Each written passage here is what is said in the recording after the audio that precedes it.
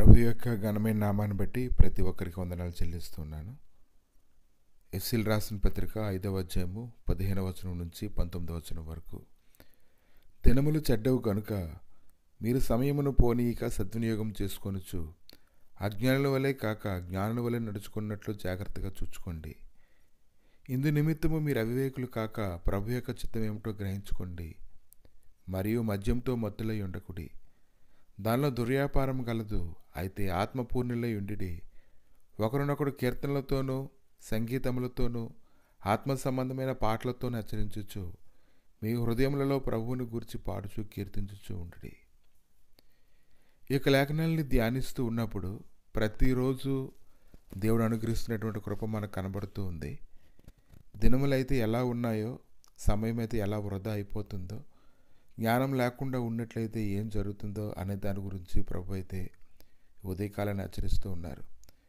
కనుక ఈరోజు మీరు దేవుని యొక్క చిత్తాన్ని మీరు గ్రహించుకుంటేనే ఏది శ్రేష్టమైనదో, ఏది మేలుకరమైన దాంట్లో ఉండాలో అనేది మీరు నిర్ణయం చేసుకోగలుగుతారు. కాబట్టి ఈరోజైతే ప్రభు సన్నిధిలోనికి వచ్చి ఇలాంటి పరిస్థితుల్లో ఉన్నామని వెరిగి ఆయన అడిగేటప్పుడు ఆయన స్వభావానికి విరోధంగా ఆయన ఏమీ చేయడు, కానీ ఆయన ఉద్దేశములన్నీ నిర్మలమైనవి, ఆయన ఆలోచనలు ఎంతో గొప్ప కనుక నీకు శ్రేష్టమైనవి దేవుడు ఇవ్వడానికి శక్తిమంతుడే ఉన్నాడు.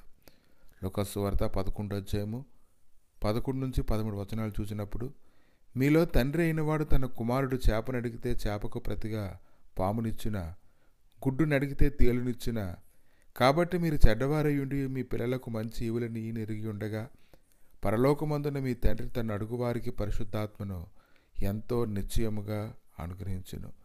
కనుక ఈరోజు ప్రతిదినము శ్రేష్టమైనటువంటి సన్నిధిలో ఉండాలంటే, ప్రతిదినము బంధకాల నుంచి తప్పించుకోవాలంటే, మనం తీసుకునే నిర్ణయాలను బట్టి మనం ఏ బంధకాల్లోకి వెళ్లకుండా ఉండాలని మనం కోరుకున్నట్లయితే, ఈరోజు నువ్వు ప్రభుతో మాట్లాడినప్పుడు నీకు ఏది మంచిదో వివేచించడానికి, వివేకం కలిగి జీవించడానికి, తన స్వభావానికి విరుద్ధంగా అతను నిన్ను బలహీనపరచడు, కానీ తన స్వభావం ఎటువంటిదో నువ్వు ఎరిగినట్లయితే ఆయన్ని నడిపించడానికి ఆయన శక్తిమంతుడే ఉన్నాడు.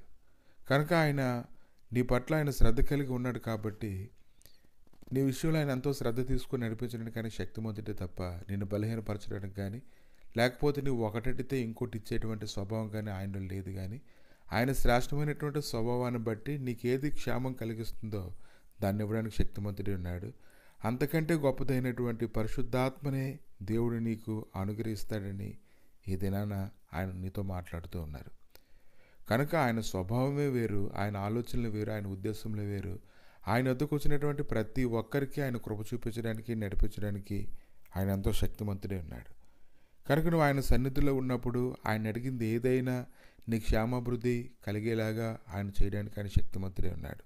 లూకా సువార్త 24వ అధ్యాయము 13 నుంచి 32 వచనాలు చూసినప్పుడు, ఎమ్మాయి మార్గంలో ఇద్దరు వ్యక్తులు కన్నీరు కారుస్తూ ఉన్నప్పుడు, ప్రభు గురించినటువంటి సంగతులు జ్ఞాపకం చేస్తూ ఉన్నప్పుడు, వారి యొక్క పరిస్థితులను బట్టి, వారు దుఃఖిస్తున్నటువంటి విధానాన్ని బట్టి ఆయన వారితో కూడా నడిచాడు. చాలా సంగతులు వారికి బోధించిన తర్వాత వారు మాట్లాడుకుంటూ ఉన్నారు. ఆయన త్రోవలో మనతో మాట్లాడుచు లేఖనములను మనకు బోధపరుచున్నప్పుడు మన హృదయంలో మంట పుట్టలేదా అని వారు మాట్లాడుకుంటూ ఉన్నారు. కనుక ప్రభు ప్రతి విషయంలో ప్రతి ఒక్కరికి సహాయం చేయవాడే ఉన్నాడు, ప్రతి విషయంలో తప్పించేవాడే ఉన్నాడు, ప్రతి విషయంలో కృప చూపించి బలపరిచి నడిపించడానికి ఆయన శక్తిమంతుడు ఉన్నాడు.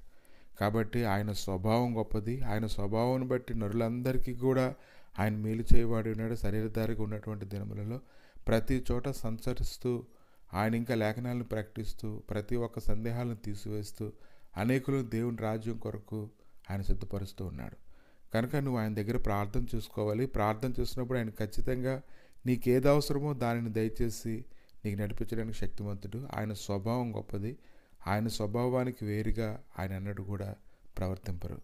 ప్రభా, మీ దయగలిగిన హస్తాలకి ఉదయకాలను అప్పగించుకుంటుండగా తండ్రి, నైనా నువ్వు మంచి దేవుడు, నైనా మంచి స్వభావం కలిగినటువంటి వాడు తండ్రి, అనేకులను బలపరచువాడు, స్థిరపరచువాడు, కృపచూపువాడు నాయన, ప్రతి ఒక్కరిని కీడు నుంచి తప్పించేవాడు తండ్రి, ప్రతి మనుషుని నాయన తండ్రి పోషించడం నువ్వు శక్తిమంతుడు కనుక నీ సన్నిధిలోకి వచ్చి అడిగేటువంటి వారందరికీ అదంతా విలువైనదాన్ని ఇవ్వడానికి శక్తిమంతుడు కనుక మంచి స్వభావం కలిగి మేము కూడా నీ సన్నిధిలో నాయన ప్రార్థించడానికి కృప దయచేయమని, మీరే మహిమగంత ప్రభావాలు పొందమని యేసుక్రీస్తు నామములు అడిగి వేడుకుంటున్నాము తండ్రి.